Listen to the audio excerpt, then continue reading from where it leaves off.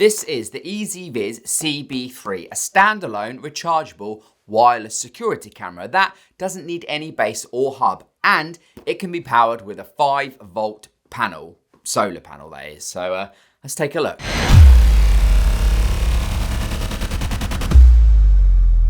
This is not a sponsored video and all opinions will, as always, be my own, but EZVIZ did send me this to take a look at for free, so thank you for supporting small creators such as myself. Now this is a full 1080p HD camera with an IP66 weatherproof rating and is currently on sale at Amazon at time of filming this video for £79.99. And when scrolling through Amazon search results, it is on the higher end in terms of price compared to its competition. So let's get in the box and see what we get to hopefully make some sense of this. So in the box we get some gump with some nice QR codes, a USB Type A to Type C charge cable, a mounting plate, a packet of screws, and the camera itself, which weighs 480 grams and measures 103 by 103 by 186 millimeters. Connects directly to your 2.4 gigahertz wireless network and, as mentioned, does not need any kind of hub, which is a benefit in itself.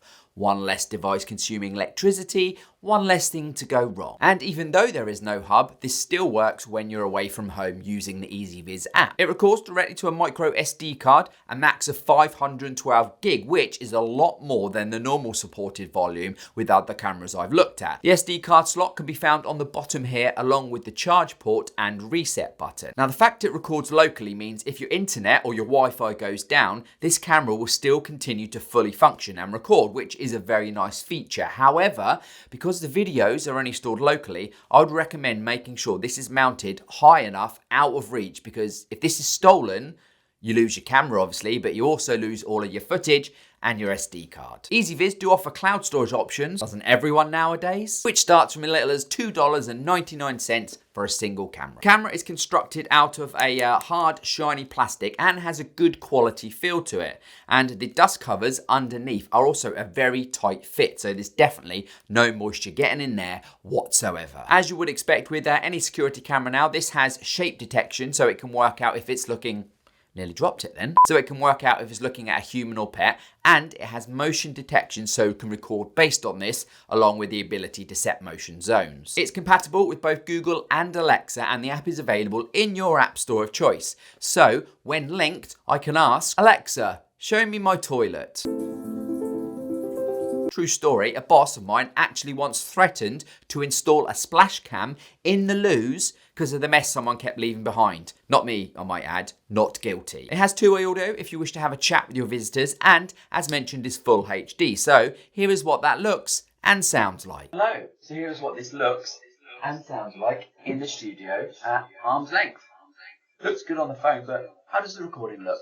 Let me know. Comments down below. It has night vision, and it has something that they are calling full color night vision, which it achieves via the use of two little spotlights. So this is my cold but very dark garage, and the two lights are illuminating all of it, so full color night vision works.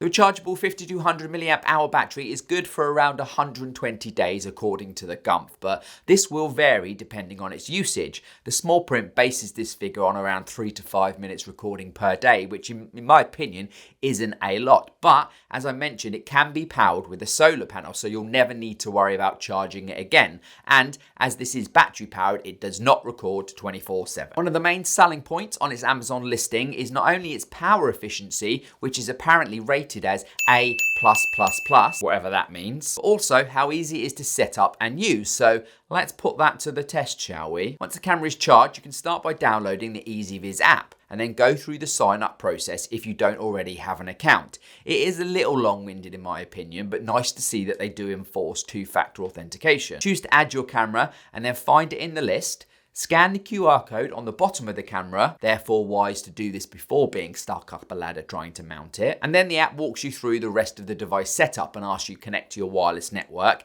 And all the way through this process, the camera is also prompting you with an audio prompt, which was quite nice. Set up your video encryption password, which is an excellent feature, but it does have to be turned off if you want to view the camera from your smart home devices, such as an Alexa Show. Remove any stickers on the lens part here, and you're done.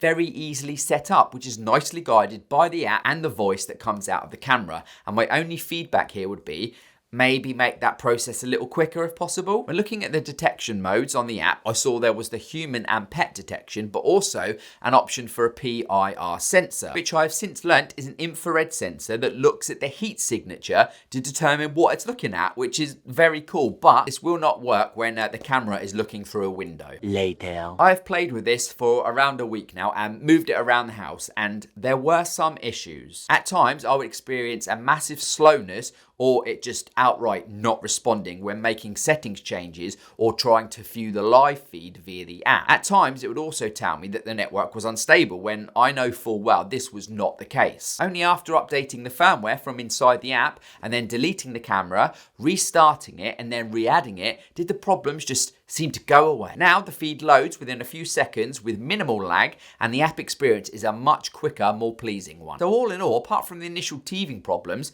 this has been running fine for a good week or so now without issue. Compared to some of the other battery powered cameras I've looked at, this is slightly more on the expensive side, but it is a very good quality camera that does exactly what it says on the tin. It does exactly what it says on the tin. And since updating, it does it very well. Only time will tell if this stands up against the UK weather and stands the real test of time. I'll be sure to let you know in the notes down below if anything changes. And speaking of those notes down below, if you do have any other specific questions about... Oh, the lights have just come on. If you do have any other specific questions about this, or any other comments, questions, or feedback for that matter, then please do let me know down below. And whilst you're down there, That's what she said. please do consider liking the video, even if you didn't, subscribing if you aren't already, and hitting the bell to get notified of when I upload new videos, because it means I get sent a load more free stuff to play with. Thanks. If I don't see you before, Merry Christmas and a Happy New Year. Bye, Internet. Throw this shade on me, like they all hate on me. Don't bring that rage on me. Why they throwing shade on me, like they ashamed on me? I thought what